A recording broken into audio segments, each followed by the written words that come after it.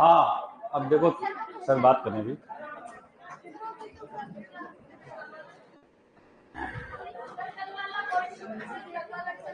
कल वाला, हाँ कल वाले क्वेश्चन करवाएंगे, क्यों नहीं करवाएंगे। चलो अब ध्यान दो, हो गई आपकी प्रॉब्लम सोल्व, हो जाएगी धीरे धीरे एक साथ। देखो कई बार क्या होता है कि आपस में बैच आपस में क्या है कि कंपेयर कर लेते हैं, और मैं यदि आपको गौर से सुनना, एक प्रैक्टिकली बात बता रहा हूँ, मैं यदि आपको ये कहूँ कि अभी अपने ऑफिस में एक टीचर आए हुए हैं, बहुत गजब टीचर है, बहुत नाम है उनका अपने एरिया में, और बहुत शानदार टीचर है, और अभी आपको पढ़ाएंगे, तो आपको एक बार देखना है कि कैसा क्या पढ़ा रहे हैं। और फिर मैं किसी टीचर को अननोन, कोई भी, कोई बेस्ट से कोई मतलब नहीं, और फिर वो टीचर यहाँ आगे पढ़ाने लग गए, आपके सबके समझ में आ जाएगा, क्योंकि मैंने बात ऐसी बोली पहले, तो आप कहोगे क्या पता कितने गजब के हैं। और एक जो थे नहीं, और एक बहुत वास्तव में बहुत शानदार टीचर है और बहुत गजब है। और मैं कहूँ कि अभी एक टीचर आए, डेमो लेकर देखना बेटा कैसे क्या है, ठीक ठाक हो तो बता देना मेरे को आप। अब आपको समझ में नहीं आएगा, क्योंकि हमारा इंटेंस है ना, माइंड, वो हमारा उसी के लिए तैयार रहता है कि डेमो तो लेना है, डेमो लेके देख लेंगे। सब टीचर अपने आप में बेस्ट पढ़ाने की कोशिश करते हैं। मैं चाहता हूं क्या कि भाई मैं मेरी तरफ से बेस्ट ना दूं, मैं कोशिश करूंगा, हर आदमी अपनी तरफ से बेस्ट देता है, और वो चाहते हैं कि भाई मेरे पढ़ाए हुए से मैक्सिमम क्वेश्चन आए नोट्स में से, ये भी मैं कोशिश करूंगा। अब हमारा इंटेंस क्या होता है कि हम कंपेयर कर लेते हैं एक दूसरे से, भाई ये टॉपिक तो वो सर पढ़ाते हैं, हम उनसे ही पढ़ेंगे।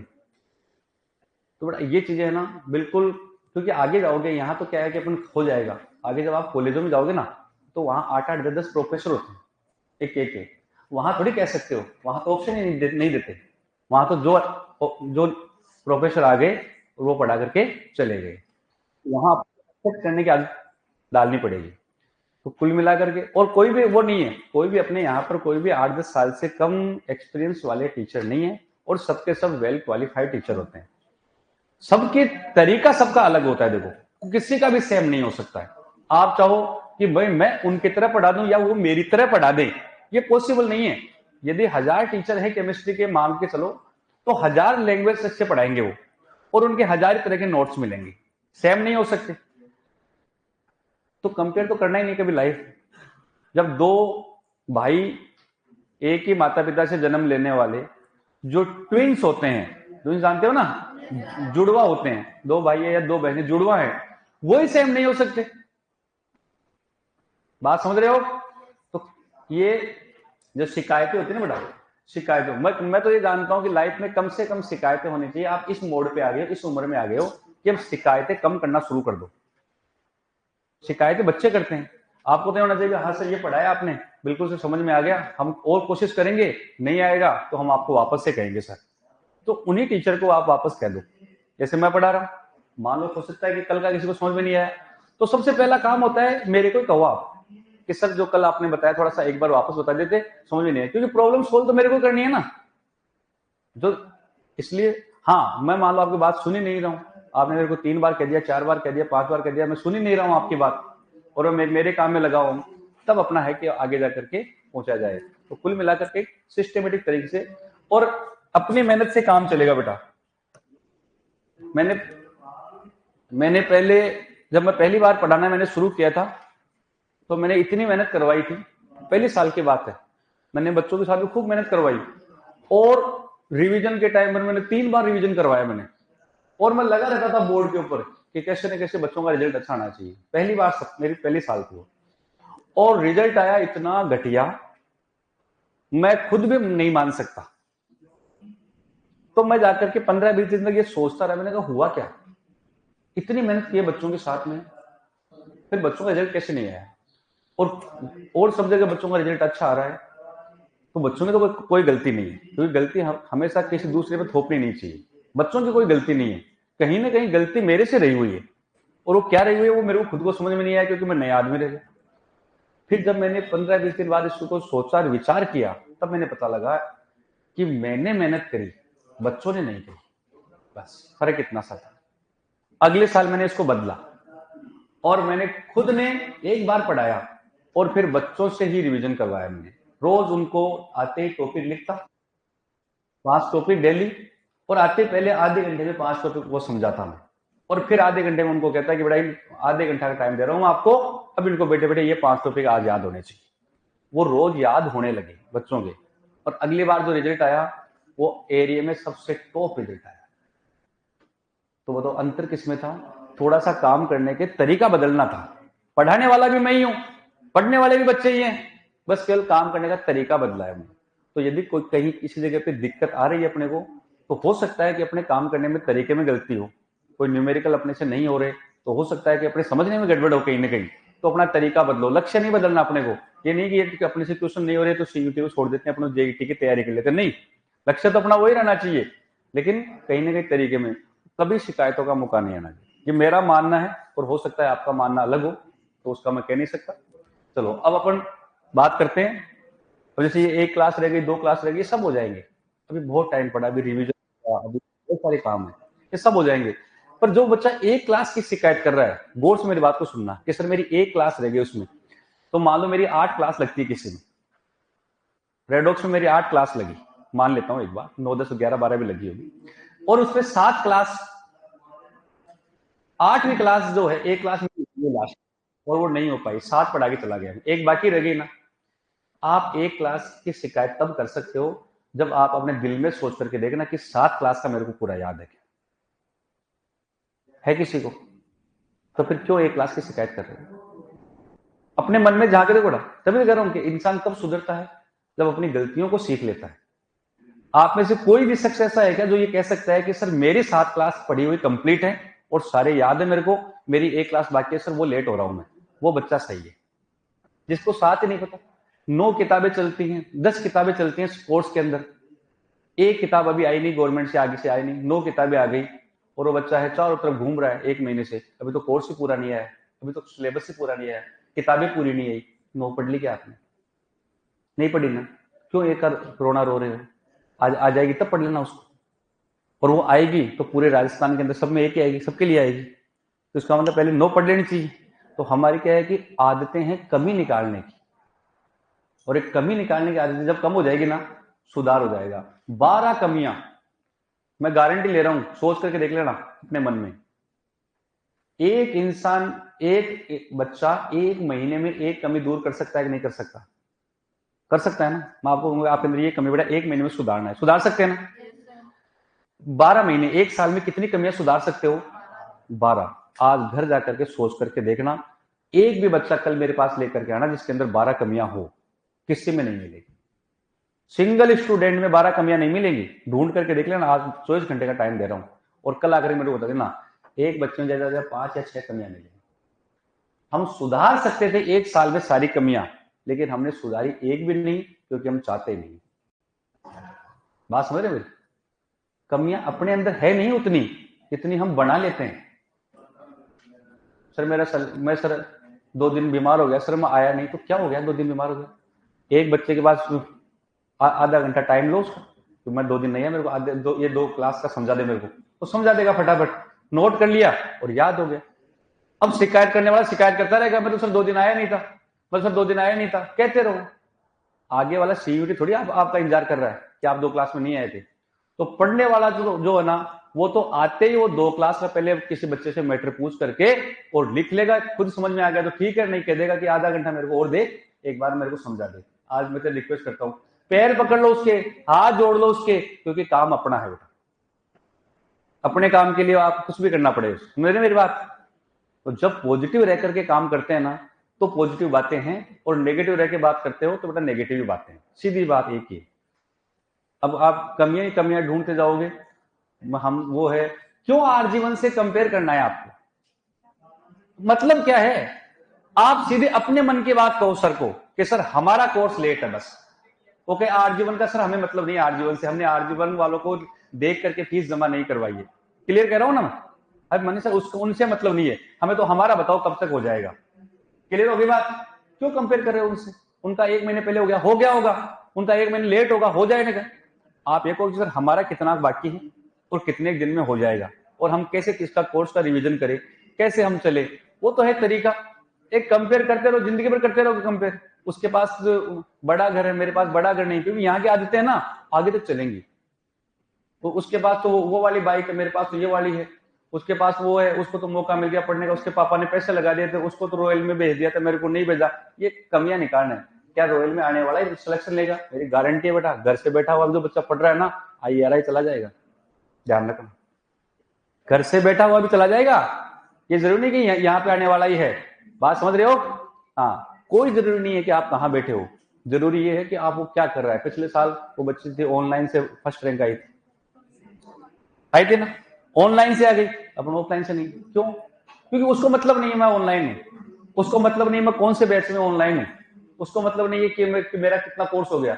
उसने इतना ट्रस्ट कर रखा था कि जो टीचर पढ़ा रहे हैं ना वो मेरे लिए बेस्ट है और मेरे को उतना सारा याद होना चाहिए, बस।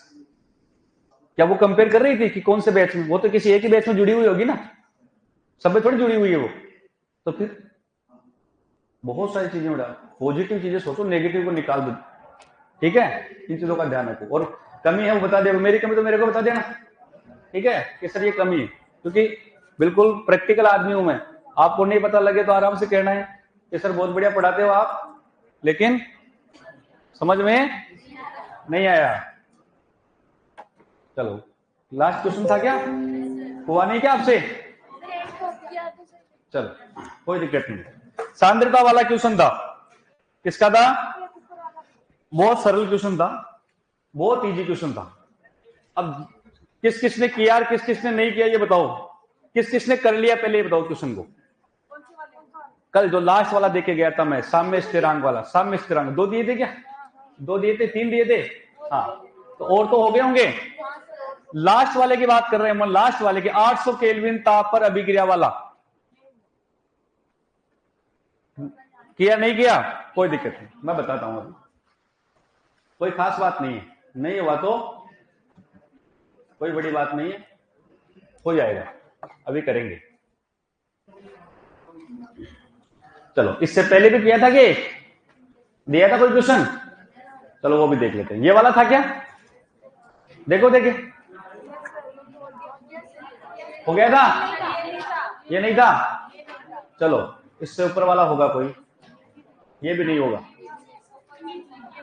ये वाला था शायद, ये वाला था एक, यही था। तो इसके आंसर निकाले क्या आपने? कितने आए? 0.61 आए क्या किसी के? आए? हाँ, नहीं आए तो कोई दिक्कत नहीं, आए तो बहुत बढ़िया बात है। हम वापस से क्वेश्चन को देखते हैं। आंसर मैटर नहीं करता बेटा, 0.61 आना मैटर नहीं करता है, ये मैटर करता है कि हमें तरीका आ गया क्या इसका करने का। आंसर तो कुछ भी आ जाएगा, वैल्यू बदलेगा। तो देखो ये क्वेश्चन था कि PCl3 + Cl2 = PCl5, 2009 का क्वेश्चन है जेईटी का। के लिए Kc का मान 523 केल्विन ताप पर 26 है। कितना है? 26 है। तो अब इसमें पहले ये देखा करो क्वेश्चन में कि क्वेश्चन में क्या क्या दिया हुआ है। क्वेश्चन में Kc का मान दिया हुआ है कितना? 26। Kc का मान दिया हुआ है, तो Kc तो कितना हो गया? 26। और तापमान दे रखा है, यानी कि किसका मान दे रखा है? T दे रखा है। तो Kc का मान दे रखा है, T अपने को दे रखा है और केल्विन में ही दे रखा है, और R है वो फिक्स होता है, 0.08 फिक्स होता है। और क्या पूछा अपने से? Kp। हमें मतलब ही नहीं है, Kp ही पूछ सकता है, ये पता होना चाहिए अपने को। क्या पूछ सकता है? Kp। जब हम ये कहें कि Kc का मान ये कह रहा है 26 है, टेम्परेचर है वो कितना है बेटा? 523 है क्या? 523 केल्विन है, और क्या है? R अपने को पता ही होता है 0.08, 2 और लगा लेना, लगाओ, एक और लगा लेना चाहिए था। और फिर अपने से क्या पूछ सकता है? Kp पूछ सकता है, पूछेगा ना। तो Kp बराबर Kc RT delta, delta n के लिए अपने को अभिक्रिया चाहिए कि कन्फर्म पता है अपने को?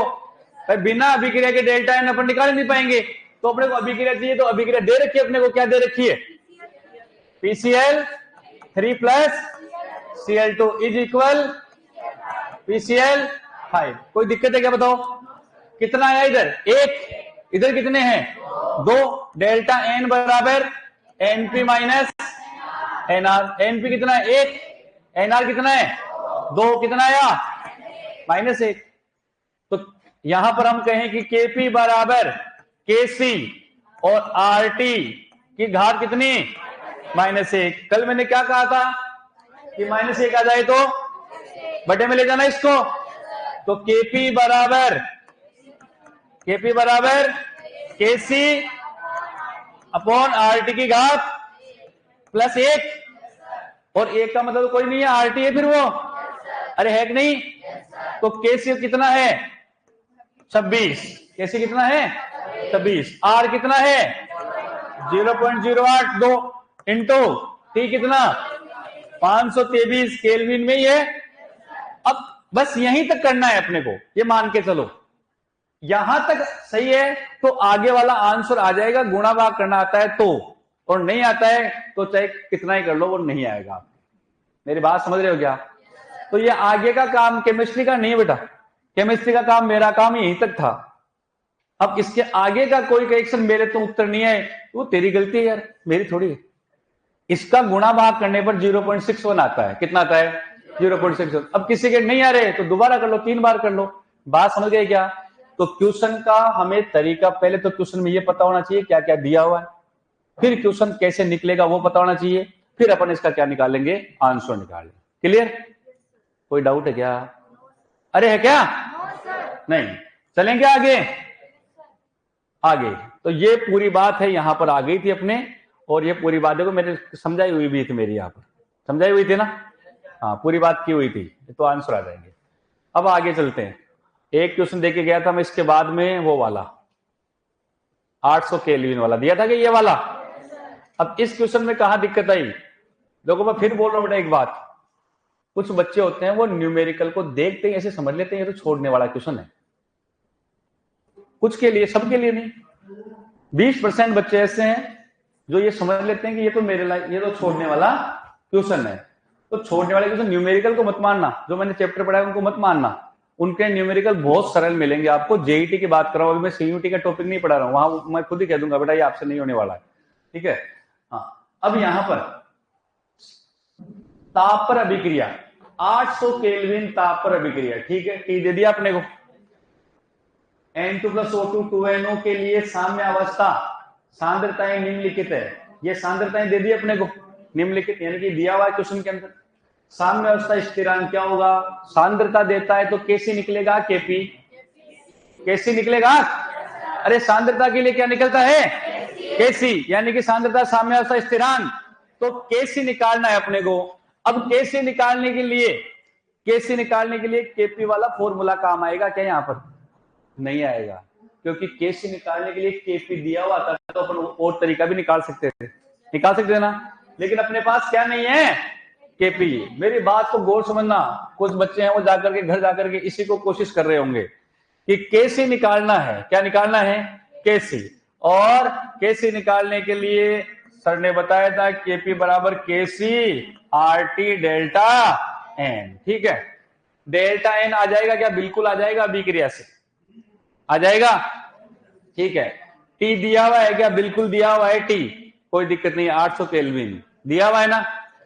आर फिक्स होता है, क्या निकालना है? केसी। तो केसी निकालने के लिए अपने पास केपी तो होना चाहिए ना, फिर अरे होना चाहिए ना। केपी है केस में नहीं है तो फिर इस सूत्र से कैसे निकाल सकते हो आप? तो इसका मतलब ये सूत्र ही नहीं है वो निकालने का। समझे क्या मेरी बात? इस सूत्र के अंदर आपको कोई भी एक चीज निकालनी है तो दूसरी तो दी हुई आनी चाहिए ना। तो केसी निकला तो केपी होना चाहिए, तो केपी तो है ही नहीं, इसका मतलब इसके अंदर ये सूत्र तो काम नहीं करने वाला है। तो फिर क्या कोई ऐसा सूत्र है क्या जिसमें केसी निकाल सके सांद्रताओं से? तो वो है, वो हमने द्रव्यानुपातिक क्रिया नियम में बताया था मैंने कि केसी बराबर उत्पाद की सांद्रता बटे अभिकारकों की सांद्रता। उत्पाद कौन है इसके अंदर? अरे कौन है?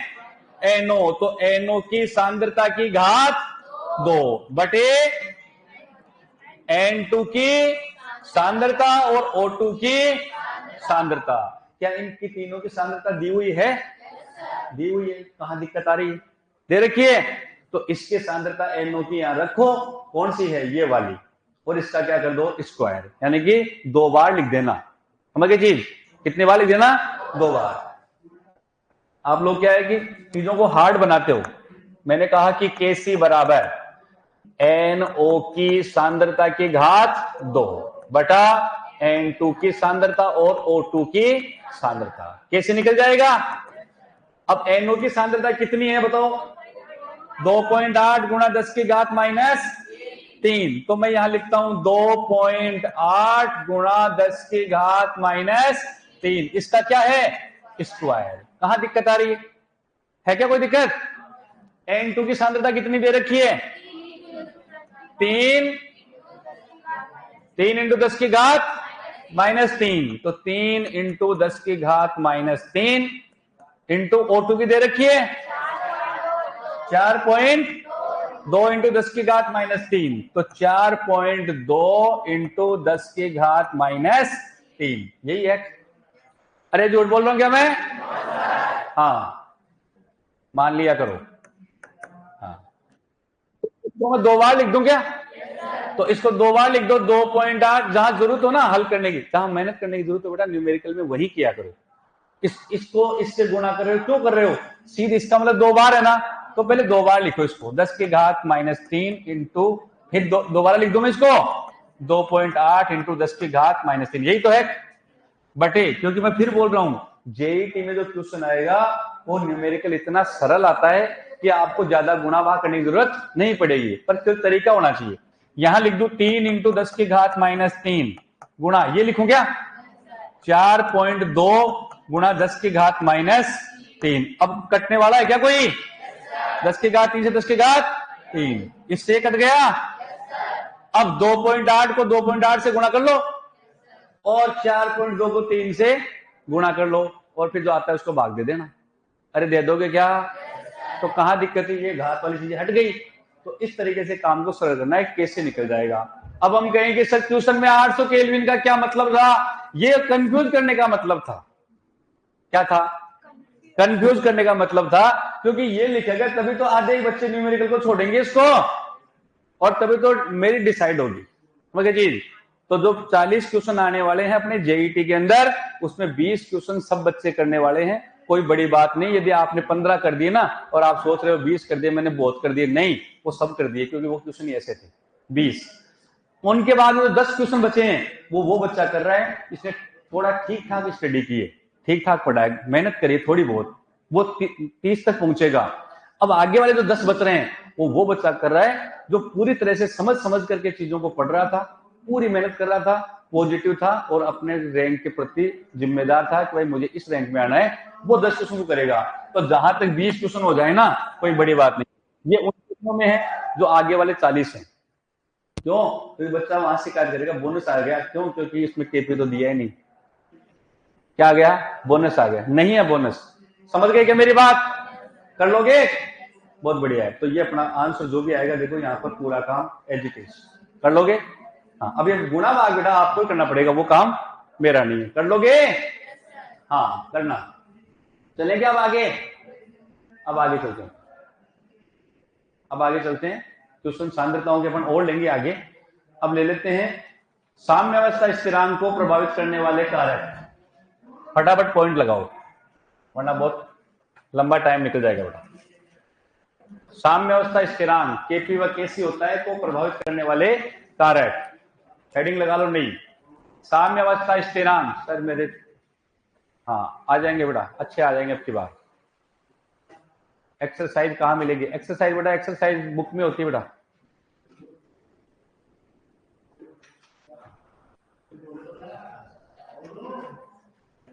क्लास का नहीं पता बेटा कितने बजे लगती है, मुझे मेरी क्लास का ही पता रहता है, कई बार वो भी नहीं पता रहता।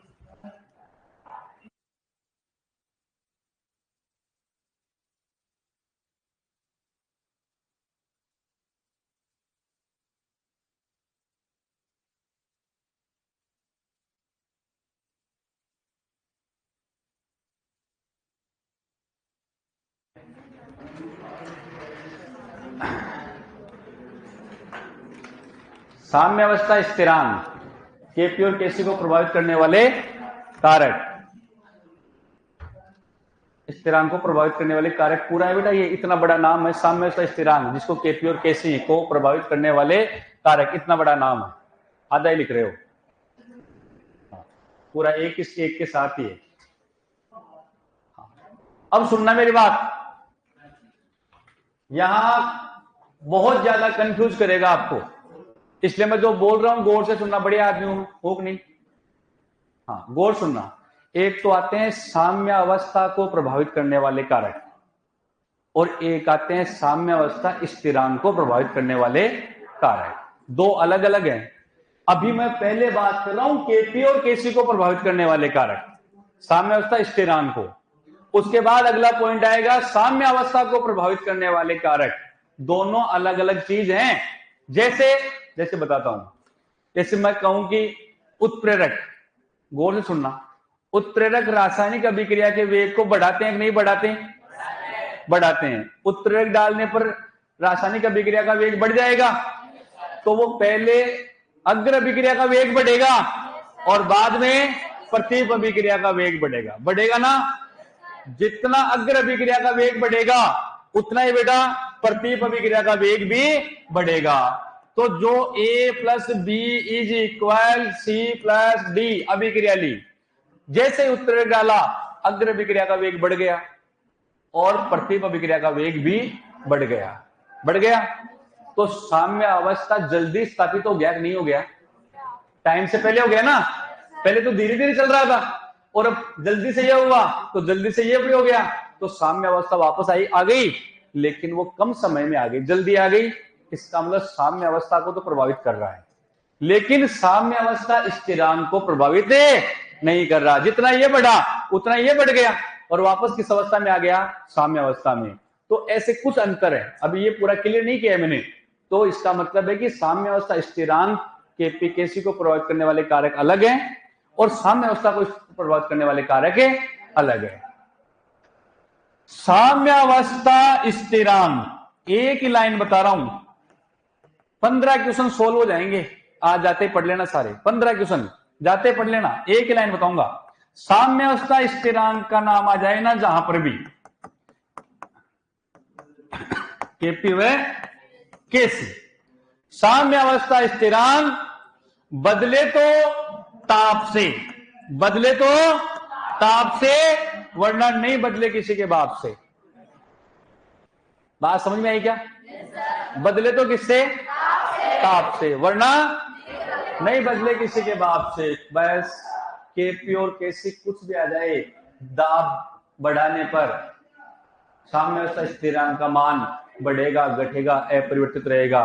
तो आपको कहना है अपरिवर्तित रहेगा। केवल और केवल किससे परिवर्तित होगा? ताप से, दाब से, आयतन, उत्प्रेरक, कुछ भी आ जाए किसी से भी नहीं बदलेगा। तो साम्य अवस्था स्थिरांक किसी से बदलेगा क्या? नहीं। किससे बदलेगा? वरना नहीं बदले किसी के। 10 क्वेश्चन बोल रहा हूं, घर जाकर के सोल्व कर लेना आज, तुरंत आंसर निकलेगा उनका, क्योंकि वहां ढूंढते रहते हैं। तो ढूंढना नहीं है, लॉजिक बनाना है। तो साम्य अवस्था स्थिरांक दाब से नहीं बदलता है, आयतन से नहीं बदलता है, कोई गैस मिलाने से नहीं बदलता है, उत्प्रेरक से नहीं बदलता है। किससे बदलता है? केवल ताप से बदलता है। किससे बदलता है? ताप से। तो यहां पर एक लाइन साफ साफ मैंने लिख रखी है, लिखवा रखी है कि दाब, सांद्रता, आयतन व उत्प्रेरक का प्रभाव, इसमें लिख रखा है कोई प्रभाव नहीं। समझ गए चीज? दाब को बढ़ा दिया जाए तो केपी केसी पर क्या प्रभाव पड़ेगा? कोई प्रभाव नहीं। सांद्रता, यदि अभिकारकों की सांद्रता, जो क्वेश्चन घुमा घुमा करके पूछता है, यदि अभिकारकों की सांद्रता 2 गुनी कर दी जाए या अभिकारकों की सांद्रता में वृद्धि कर दी जाए तो केसी का मान ऑप्शन देगा बढ़ेगा, घटेगा। अपने को पता है, केसी पूछा ना, इसका मतलब साम्य अवस्था स्थिरांक, और सांद्रता से क्या रहता है? अप्रभावित। चाहे कोई भी बढ़े और चाहे कोई भी घटे, बस केवल ताप नहीं बढ़े। ताप बढ़ने पर, घटने पर यह बदल जाएगा और बाकी किसी से भी नहीं बदलता है। समझ में आई क्या मेरी बात? झूठ बोल रहा हूं क्या? तो नंबर 1 पॉइंट लगाओ, नंबर ए। दाब, सांद्रता, आयतन व उत्प्रेरक का प्रभाव। दाब, सांद्रता, आयतन व उत्प्रेरक का प्रभाव।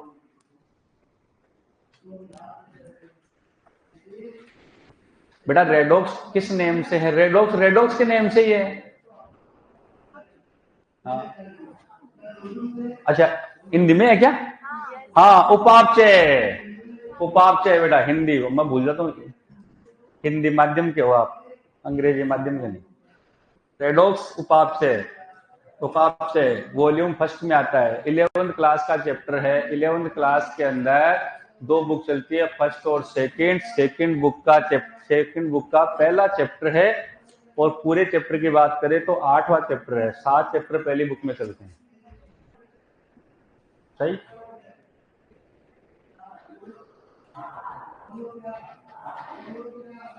साथ चलते हैं पहले बुक में।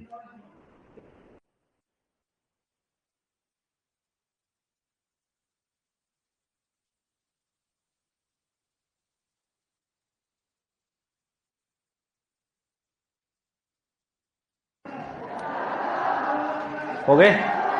हाँ, बहुत बढ़िया। ये पढ़ा रहे हैं? हाँ, चलो ये लिख लिया क्या आपने? कोई प्रभाव नहीं, इनसे कोई प्रभाव नहीं। दूसरा लिखो, दूसरा आ जाओ। जैसे क्वेश्चन देखो, पहले जेईटी 2011 में क्वेश्चन आया हुआ है, सुनना पहले, बिल्कुल इजी क्वेश्चन आता है। नियत ताप पर, नियत ताप पर, ताप फिक्स हो गया ना, ताप को नहीं बढ़ा रहा ना, तो नियत ताप पर क्रिया कारक की सांद्रता बढ़ती है, तो साम्यावस्था स्थिरांक पर क्या प्रभाव पड़ेगा? अप्रभावित रहता है।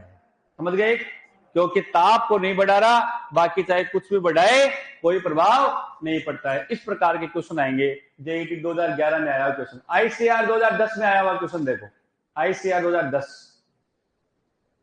एक उत्क्रमणीय अभिक्रिया में 2 पदार्थ आईसीआर में पहले था ये, ओके जी, पहले आईसीआर का टॉपिक था ये, अब हट गया क्योंकि सीयूटी बन गया, और सीयूटी में केवल 12th क्लास के टॉपिक आते, 11th के नहीं आते।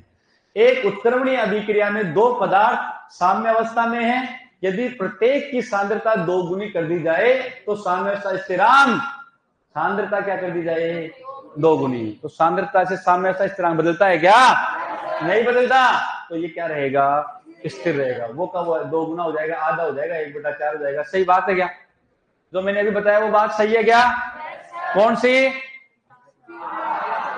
बदले तो ताप से, वरना नहीं बदले किसी से नहीं बदलेगा। कितना ही आपको डाइवर्ट करने की कोशिश कर ले, कितना ही घुमाने की कोशिश कर ले, बस याद रखना है भाई, सर ने जो कहा था वो रामबाण है। क्या है? रामबाण। सबका आंसर आ जाएगा, कर दोगे? चलो आगे चलो, क्वेश्चन देखो। 240 है क्या? 240 कितना है मालूम? तापमान पर अभिक्रिया का साम्यावस्था स्थिरांक इतना है, यदि PCl5 की सांद्रता को 4 गुना बढ़ा दिया जाए तो साम्यावस्था स्थिरांक। पढ़ो तो कितना बढ़िया क्वेश्चन, कितना गजब का क्वेश्चन है। देखो,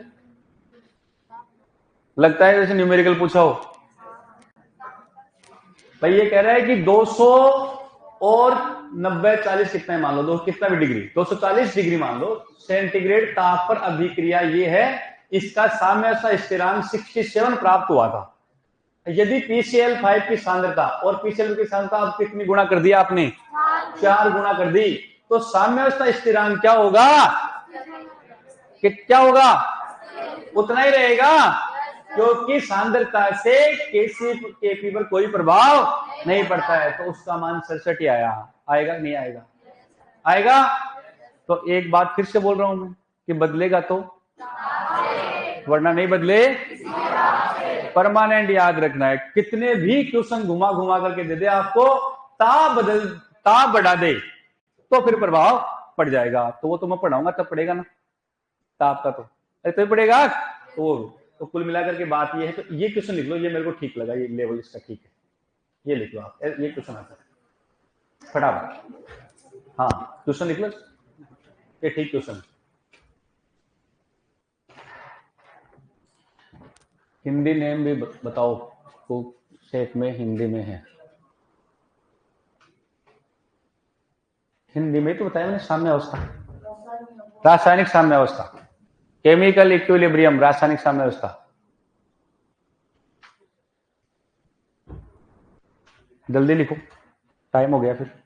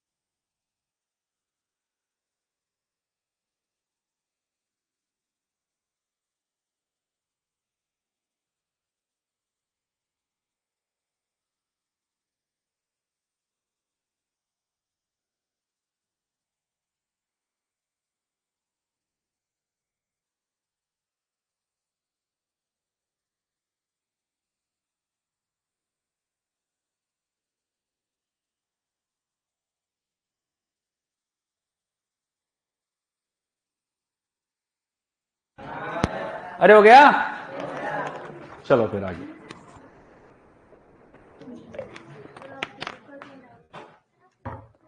मेरे बुक का नाम है हकीकत। क्या है? हाँ, सुंदर नाम है। हाँ, चलो लिख लिया क्या? चलो,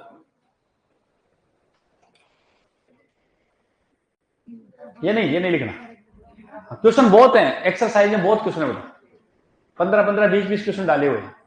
अब बचा किसका प्रभाव? ताप का। ये लिखो फटाफट से। दूसरा, ताप का प्रभाव।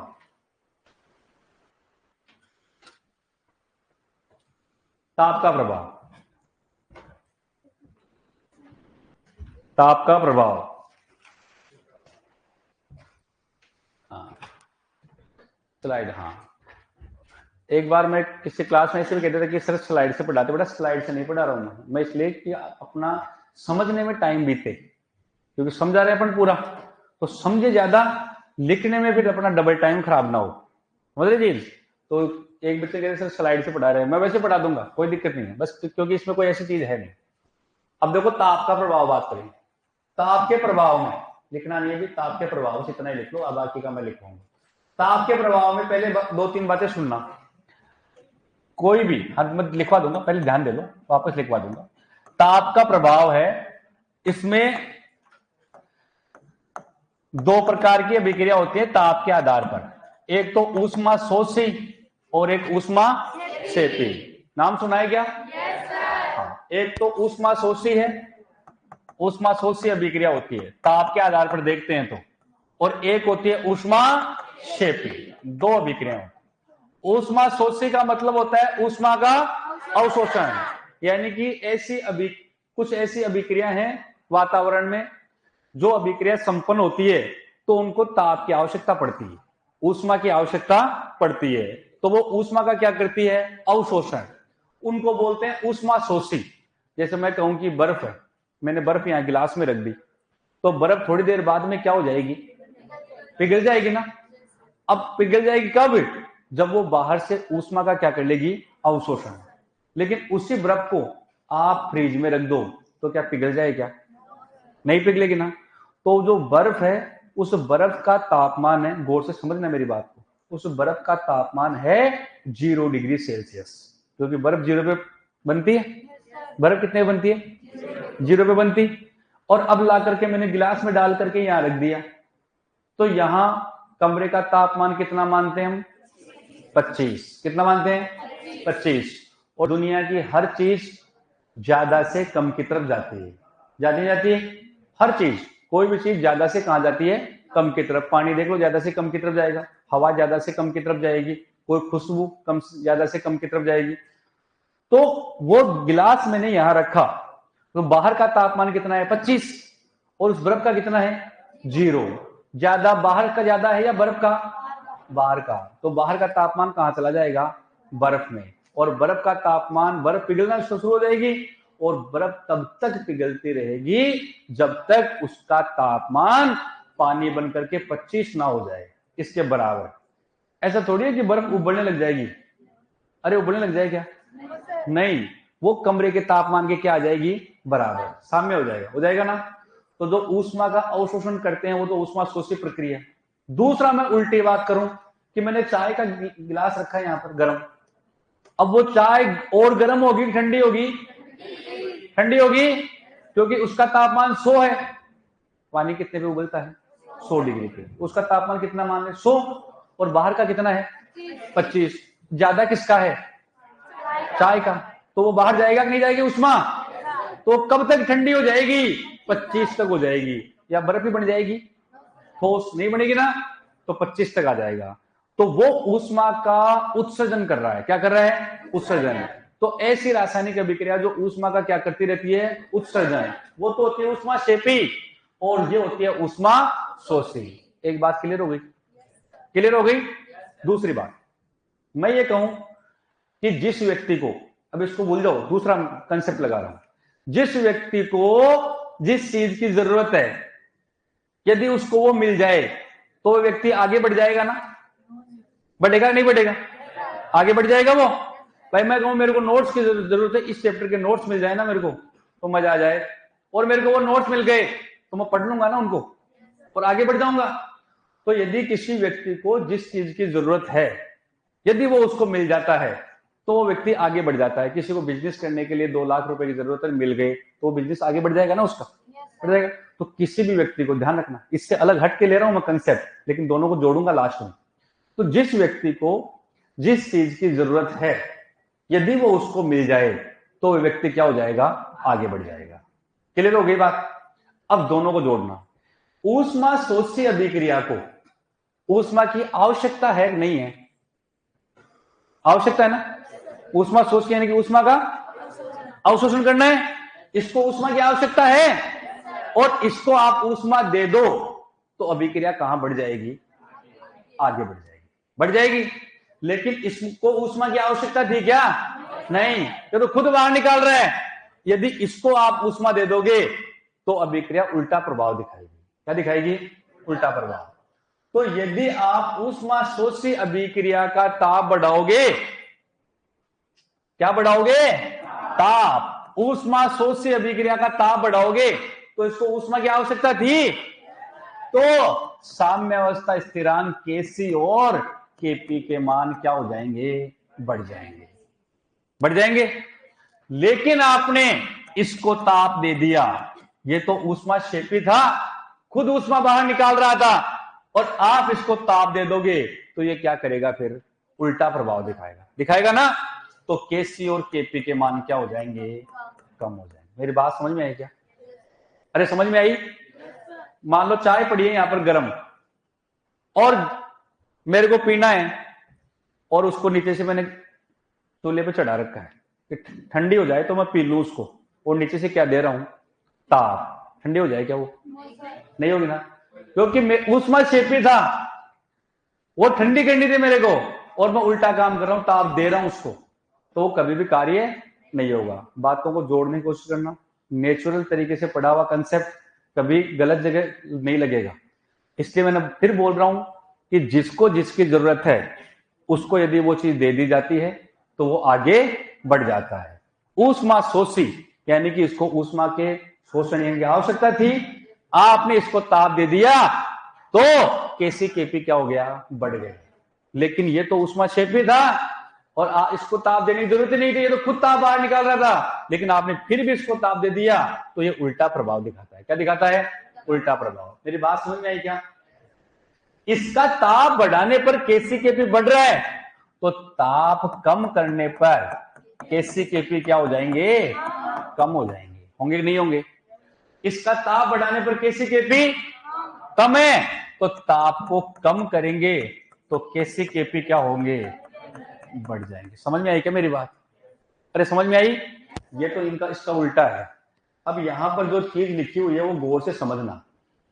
यहां लिखा हुआ है ऊष्मा शोष्य अभिक्रिया, यानी कि ऊर्जा क्या होगी? ग्रहण। ऊर्जा ग्रहण होगी तो तापमान बढ़ाने पर के बढ़ेगा। के अकेला लिख रखा है, के का मतलब केपी या केसी दोनों हो सकते हैं। समझ में आई क्या मेरी बात? तो ताप बढ़ाने पर के क्या होगा? बढ़ेगा। और ताप को कम करेंगे तो के भी कम होगा। सही है क्या? अरे सही है गलत है? ऊष्माक्षेपी ऊर्जा क्या करेगा? क्या करेगा? ताप बढ़ाएंगे तो के क्या होगा? कम होगा, और ताप को कम करेंगे तो के बढ़ेगा। उल्टा प्रभाव डालता है। समझ गए? अब मैं एक क्वेश्चन पूछ रहा हूं, N2 + 3H2 = 2NH3, ऐसे कोई अभिक्रिया दे देगा और आपको ये कहेगा कि ये एक ऊष्माक्षेपी अभिक्रिया है। क्या है? ऊष्माक्षेपी अभिक्रिया है। यदि इसका ताप बढ़ा दिया जाए तो क्या प्रभाव पड़ेगा? ताप बढ़ा देंगे तो साम्य अवस्था स्थिरांक केपी केसी का मान कम हो जाएगा। समझ गए? अरे समझ गए क्या? क्या समझ गए नालायकों? हालत तो मेरी खराब है तुम्हारे पढ़ाते पढ़ाते। लिखो, मैं लिखवा रहा हूं, वो लिखो, लिखो पढ़ा, ये बातें लिख दो। हाँ टाइम हो गया सर, ध्यान नहीं, 10 मिनट ऊपर गए, ध्यान ही नहीं दिया।